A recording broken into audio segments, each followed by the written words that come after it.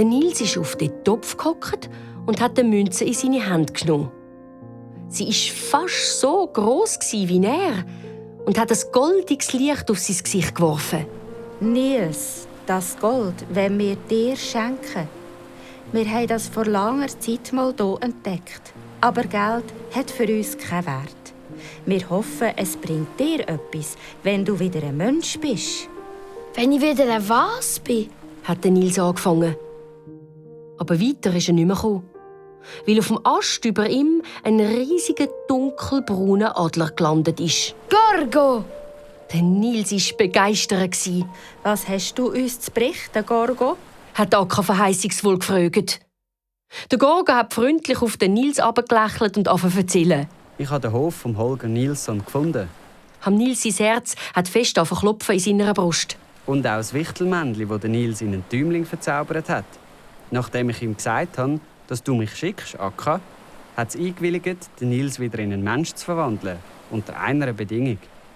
Er hat seinen Kopf sinken und eine lange Pause gemacht. Die konnte ich ihm leider nicht ausreden.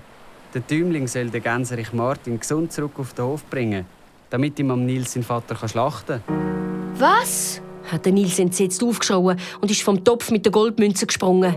Mein bester Freund ein Messer liefern? Niemals mache ich das. Nie, nie, nie. Dann bleibe ich lieber bei euch. Darf ich bei euch bleiben, Akka? Natürlich, Nils Holgersson. Aber überleg dir's gut. Morgen verlassen wir deine Heimat Schweden und fliegen über die Ostsee. Bis dann kannst du dich noch umentscheiden. Wenn der Martin sterben muss, nur dass ich wieder ein Mensch sein kann, brauche ich keine Bedenkzeit. Dann will ich bei euch bleiben. Ich habe es nie bereut, mit euch mitgeflogen zu sein. Es hat immer gut bei euch gehabt und bei euch viel mehr gelernt als von den Menschen.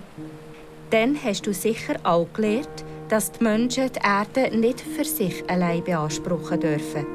Die meisten Menschen glauben, dass das Land, die Luft und das Wasser nur ihnen gehört. Es wäre gut, wenn sie uns Tiere auch noch ein bisschen Platz auf dieser Welt würden lassen. Hat Akka zum Nils gesagt. Ich würde euch nur zu gerne helfen, Akka. Aber ich bin leider nur ein kleiner Winzling.